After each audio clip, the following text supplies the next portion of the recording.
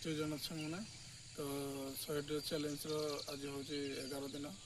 ତ 11 ଦିନରେ ଆପଣମାନଙ୍କୁ ଶୁଭ ସକାଳ।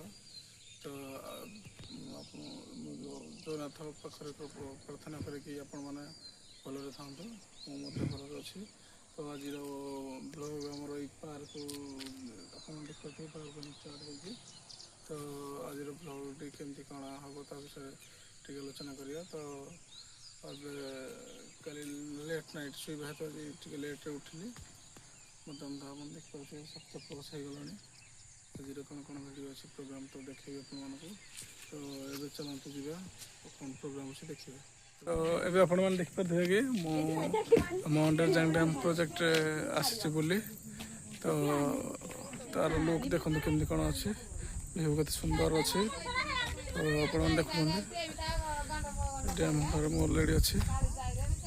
ପ୍ରାୟ ଆମ ଘରକୁ ଡ୍ୟାମ୍ ଭଡ଼ା ହେଉଛି 17-18 କିଲୋମିଟର। ଆଜି ଟିକେ ଇଚ୍ଛା ହେଲା ବୁଲି ଆସିବା ପାଇଁ, ତ ସେଥିପାଇଁ ବୁଲି ଆସିଛି। ଆପଣମାନେ ଦେଖନ୍ତୁ ଇଏ ହେଉଛି ତାର ମଝି ଗେଟ୍।